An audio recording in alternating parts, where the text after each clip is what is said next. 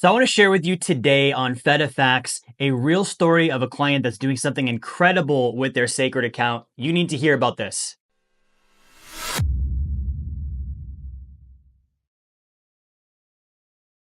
Hey, welcome back to Fetta Facts. This is Jerry Fetta, founder and CEO of Wealth Dynamics. And on Fetta Facts, this is all facts, no opinions.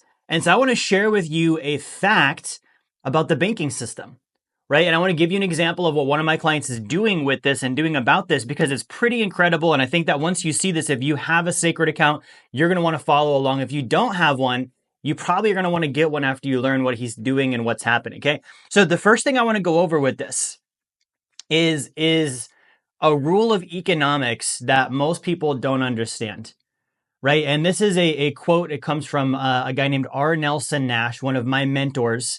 I consider him kind of a founding father of Wealth Dynamics. And R. Nelson Nash talks about, in his book, Becoming Your Own Banker, you're always financing, paying interest on something, right? Every dollar you have, you're always going to pay interest on it. So you're going to pay interest because you're borrowing from someone else, right? So you pay interest to them, or you're paying interest on it because you're giving up interest on the future value, the opportunity cost of what that dollar could have been in the future had it been invested and growing, right? So I want to talk about that. Like we already know what it's like to pay interest on, the loans we have, the car loans, the credit cards, the student loans, the mortgages, etc. We already understand that money is going to a bank, right? So it's true. It's like if I have money, I'm either going to do one of two things, right? I'm either going to keep my money so I can borrow someone else's, right? That's going to cost me interest, or I'm going to spend my money so that I don't have to borrow somebody else's. By spending it, I get rid of my money. I then cannot invest the money and I lose out on the interest that way, right? It's one or the other. You're either losing out on interest as an expense to pay to someone else's bank, or you're losing out on interest because you weren't able to invest your money and it's gone because you spent it. Okay. So when we talk about the sacred account, this is one of the main things we're solving literally the fact of life. You're going to do one or the other. And here's the thing is most people don't understand that this is the problem. They don't understand that this is happening to them. This is not a economics lesson that they were ever taught before. Right. And so what I want to share with you today is I want to share with you how this applies to your finances, what you can do about it. And I'm going to give you an example, like I mentioned, of a client who's using a strategy that solved this for himself and for his loved ones as well. Okay. Now, before I get into this, three things. First, my name is Jerry Fetta. As I said, if you don't know me, I'm the CEO and founder of Wealth Dynamics. I've mentioned this already in the video, but who am I to be talking to you? Right? I'm 32 years old. I've already achieved financial independence. I don't have to work if I don't want to. I work because I choose to, because the passive income from my business and my investments exceeds my generosity, expenses, taxes, and savings on a monthly basis. Next, I don't want to interrupt you too long. I just want to give you a free offer for my book, The Blueprint to Financial Freedom. If you go to jerryfetta.com/B2F promo, you can get the book now. I'm going to let you get back to the video, right? I've been able to build a multi-seven-figure company, and I've been in financial services since the age of 18 years old. So I've been helping families, individuals, and entrepreneurs build greater financial freedom, become more financially competent, become what I call a benevolent banker using this banking system that I'm going to talk about today, right? And really, the result of that is creating a freer world. Right? I want a world with more freedom, not less freedom. I love freedom. If you love freedom, hit me up with a like or a heart in the comments here. Right. But I love freedom. So I'm like, okay, good. The culmination of all of this should be if a lot of us are becoming competent, we're becoming benevolent bankers, we're creating wealthier lives. That should mean a ripple effect of more freedom.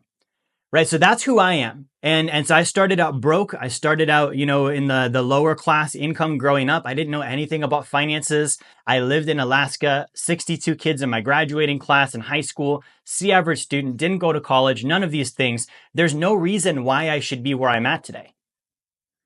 Right. And so what changed for me is I started to look at my situation and say, I don't want to be this way. I don't want to be, there's really three places you can be here. I don't want to be poor. I grew up poor. I don't want to be poor. I don't want to be homeless again.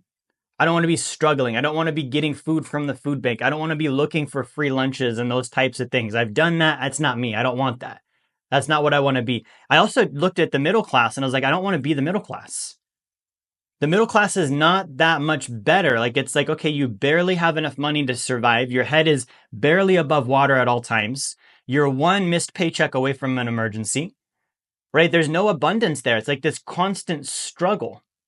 I almost enjoyed poor better because at least when I was poor, I was like, at least I know what I got, right? Like, I don't have to, there's less stress in my life as a poor person than in the middle class, as funny as that is, right? But I think the middle is a trap. And then you've got the wealthy. You've got the top 1%, those that have such an abundance of wealth, and wealth is not just finances. They have such an abundance of wealth, though, that they don't think about money anymore. They treat money like oxygen. You don't think about breathing, you just do it. You need oxygen, you take it in, you let it out when you're done. Same thing they do with money. So I started studying the wealthy, and there's three people that I studied specifically. I mentioned one of them, R. Nelson Nash. I consider him a founding father of wealth dynamics. I studied Andrew Carnegie. I studied a lot with L. Ron Hubbard. I've studied Teddy Roosevelt. Those are pretty much my four guys, right? Those are the people that have shaped me the most as an individual. And if you want to learn more about either of them, you can reach out to me in the comments. I can let you know which books to check out from them, right? But here's the thing is that started to change my thinking. It started to change my mindset. I started to see they thought differently. They had different opinions and attitudes towards money and towards life. And as I started to learn from them, I started to say, okay, I'm going to take this mindset or this attitude that they have or this viewpoint that they have. I'm going to adopt that as mine because it's better, right? It's better. So I'm going to adopt that as mine. And what I'm going to do is I'm going to start practicing some of the things that they're practicing. Okay, so R. Nelson Nash, he talks about infinite banking, using life insurance as your own banking system. Okay, he's responsible for taking a concept that at this time in present, the number one owner and user of this concept are the largest banks in the world, of buying whole life insurance with high cash value. Over $200 billion that they have there. They're the number one purchaser and owner of this exact type of life insurance. So prior to the 1980s, 1970s, which is around when Nelson Nash really started using this, he wrote a book later on called Becoming Your Own Banker, and he really popularized this concept. Now thousands and thousands and thousands of people know about this. Literally tens or hundreds of thousands in America and Canada are using this concept because of R. Nelson Nash. Right. And so I'm like, okay, I am going to learn this. I'm going to apply this. I'm going to use this in my own life. And that's really where these concepts come from. My book, Blueprint to Financial Freedom. This is not from me. It's me studying I call them my founding fathers, my top 1% guys that I learned from. Old, dead, wealthy, successful people. Okay. Those are my four qualifications. Old, dead, wealthy, successful. So for example, Warren Buffett could not be in that group. He's still alive. Grant Cardone could not be in that group. He's still alive, right? Elon Musk could not be in that group. He's still alive, right? So I can look at it. For example, I studied the Rockefellers. He's old. He's dead. I wouldn't say he's wealthy. He didn't die happy. I wouldn't say he's successful by my definition. So he's not in my founding fathers group. He's not there because he doesn't meet all the qualifications. Old, dead, wealthy, successful. Nelson Nash meets those. Right? Teddy Roosevelt meets those. Andrew Carnegie meets those. L. Ron Hubbard meets those. So these are people that I really study and I really learn a lot from their stuff. And I want to share with you today from R. Nelson Nash on Fetta Facts. So this concept, let's whiteboard this out really quick. Okay, so we have this idea that, okay, you have $1 and one of two things is going to happen. Okay, you're either going to pay this dollar in interest to another bank, someone else's bank, Bank of America, Visa, Chase, whatever it might be, because you took a loan from them. You financed your car, you financed your house, you financed your education. We live in a finance world, right? Now, that's one thing. The other thing, opportunity cost, interest lost, right? Now, this is kind of a unique viewpoint. I have lost money on investments before. Not proud of it, wasn't fun, don't wish it on anybody, right? And it's for me never going to happen again because I've got the experience of having done it and knowing what happened, what do I need to change, right? But when I lost money on the investments, it was like, okay, I lost money, I lost interest, I lost principal. Like it was not a fun experience for me, like I mentioned. However, the problem I wasn't confronting is Do you know the biggest money that you lose on interest is not from the investments you do, it's from the investments you don't do. Every dollar that I don't invest has what's called opportunity cost. Money I could have invested, money that could have been earning interest, that isn't. And that loss is bigger than any loss I've ever had on an investment. By far. Okay, I think about if I could have recaptured every single dollar I ever earned and somehow kept that and used that for investing, imagine how wealthy I would be. Imagine how much, resources I would have in my life to live and create a wealthy life. Not thinking about the piddly little amount compared to that I lose on an investment that doesn't work out. Okay, so this became very real to me when I actually did lose money on an investment. And that, again, that viewpoint, it's a paradigm. You look through the paradigm of the wealthy. Okay, you look through the paradigm of the wealthy. Interest lost. Okay, now interest paid. I've done that before.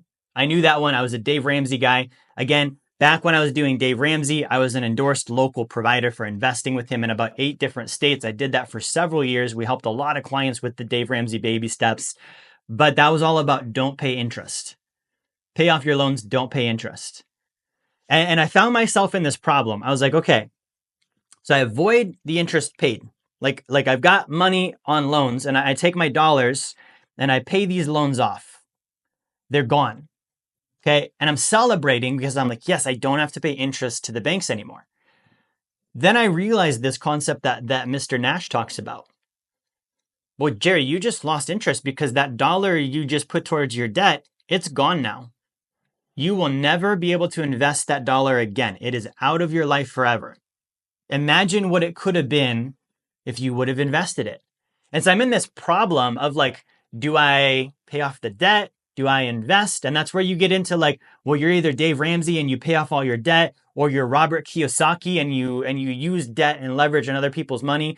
And I really didn't like either of them. I was like, I don't like the idea of I'm paying off all of my debt and I'm losing out on the future value, the future opportunity of this money by not being able to invest it. And I understand that debt needs to go, but I also want to build wealth and I can't do that over here. And then I look at the Kiyosaki side, the rich dad, and I'm like, but I also don't agree with just charge everything up, finance everything, leverage yourself to the walls and hope that nothing bad happens. I didn't like that either. So R. Nelson Nash comes in with this concept called the infinite banking concept. And again, it's the concept of using a whole life insurance policy. You're just changing one thing. All you're changing is one thing, which is where you put your money. Instead of putting your money in a bank account, a checking account or a savings account, because guess what? When you put it in a checking account or a savings account, they borrow against it. They loan it out to other people. You're actually an accomplice to all of the lives that are ruined by banks. When you deposit money in a bank, you're flowing them power to then loan that money to someone else and destroy their life. I want you to think about that. I will not participate in that, right? If somebody was like, hey, for example, Netflix. Netflix right now is doing some stuff I don't agree with. They're posting some really nasty shows about my religion.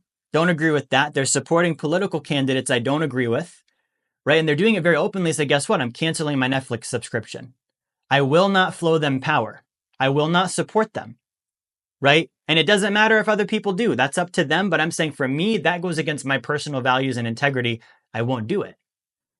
Okay. So instead, I'm going to do what? Hulu, Amazon, whatever it might be, because I want my television entertainment thing just to be that. I don't need you bashing my religion. I don't need you, getting into politics. I don't need you getting into mental health and all this, weird stuff that we get into on Netflix all of a sudden. I don't need that. I just want to find good TV shows. So we're canceling the subscription. That's called boycotting. I have boycotted the banking system. I will not use banks. I will not take loans from them.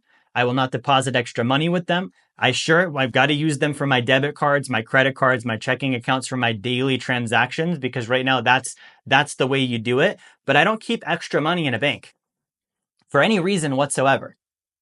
So what do I do instead? I change one thing. I deposit my money in the life insurance. That's it. Okay. Now I can take loans against my deposits now, just like the bank can. Hey, you want to see a magic trick? Get a copy of my book, Blueprint to Financial Freedom. I know it's in front of my chest and my face because I want you focusing on the book and not me for a moment before you go back to focusing on me and the content. When I take loans against my deposits, I earn guaranteed interest on my deposit, just like I would at the bank, but I also earn dividends on the profits of the system, which I don't ever get that at the bank. And I get to borrow against the money and use that for paying off debt, investing, making large purchases, paying for, things that I would pay cash for instead. And here's the thing that occurs. I can then take the money from the life insurance policy and pay off some debt with it. I get rid of interest paid. I get rid of it.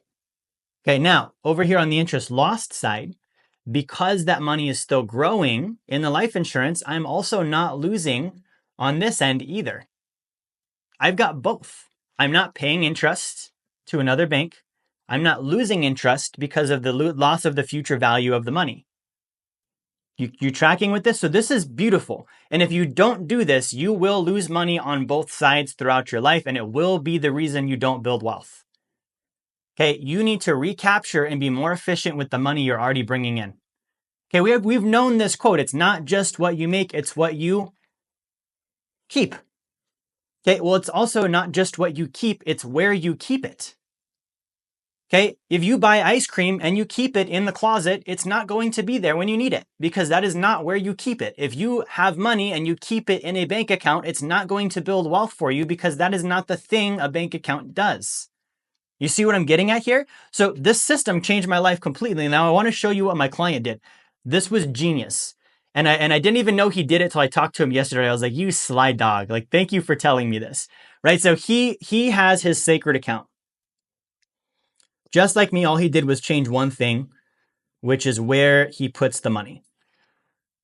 That's all he changed. Puts the money in the life insurance first. Okay. First thing, he paid off all of his debt.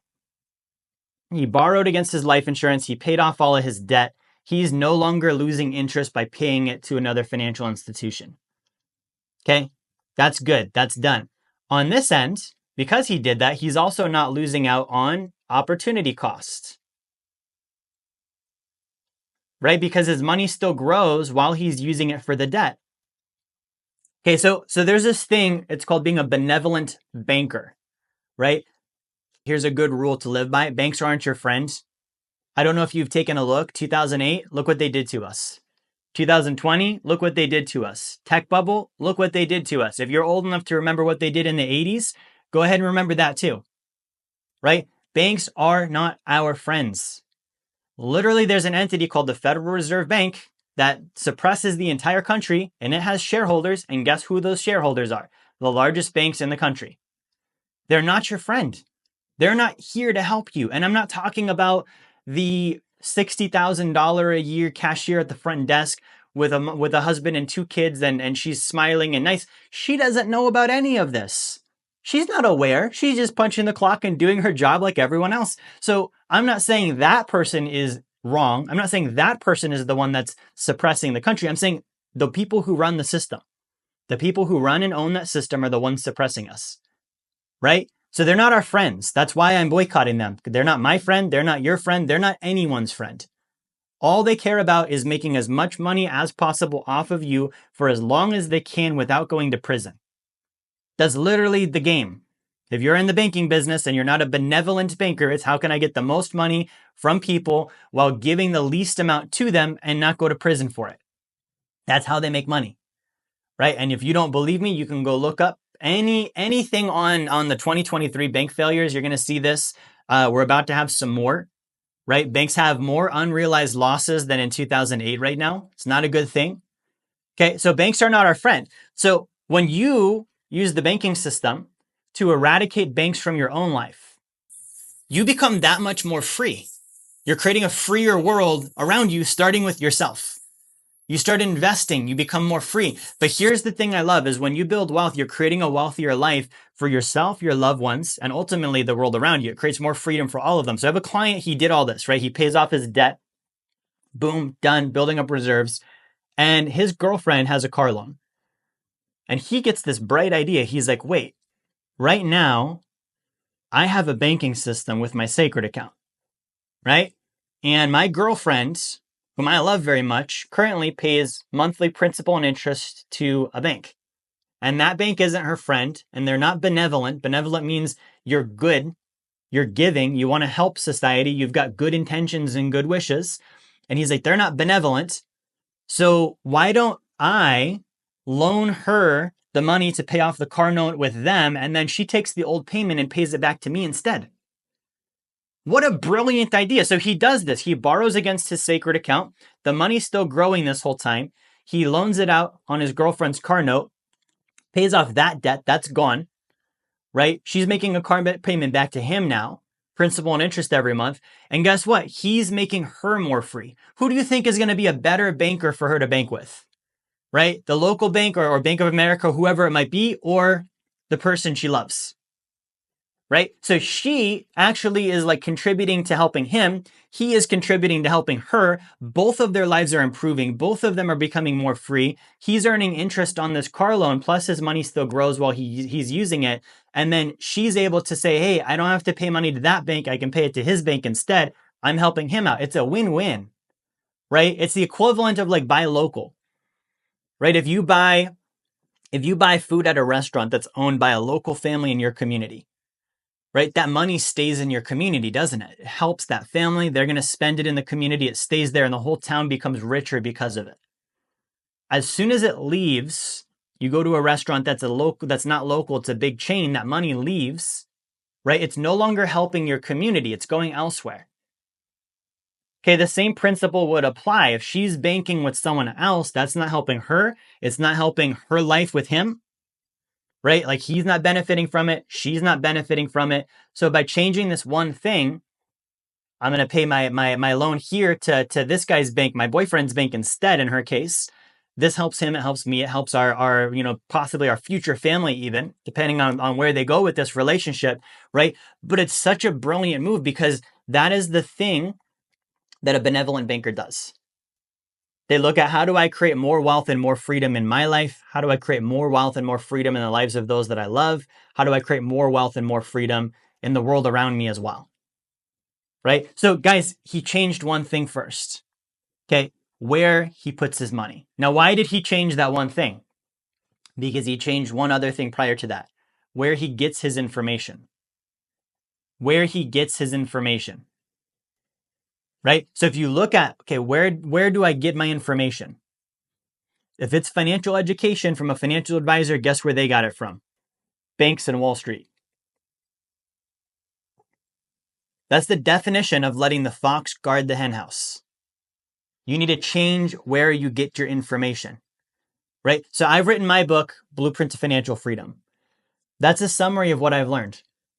Okay, I spent over a decade studying the top 1%, and I came up with these 4 guys. We'll see if that list grows. Charlie Munger recently passed away. He could possibly join that list with me for a founding father being an investor. He's one of the greatest investors of all time. What I'm doing is I'm secretly waiting to see if Warren passes away. Not that I want him to, but if he does, and I can then say, okay, here's a whole life I can study from start to finish. That's a possibility too. Right, but right now I've got these 4 guys, and we talked about Nelson Nash today. Okay, and I'm going to be sharing with you more from these Wealth Dynamics founding fathers, right? These people that have influenced me, the way that I think, the way that I live my life, the way that I do finances, in the hopes that if you're searching for truth like I was, like my client was, you're able to get the same type of information that I got and win with it. Right? So guys, thank you for watching. That's all I've got for you today. Be sure that you comment below if you have any questions. You can like the video, and I will see you guys all next time.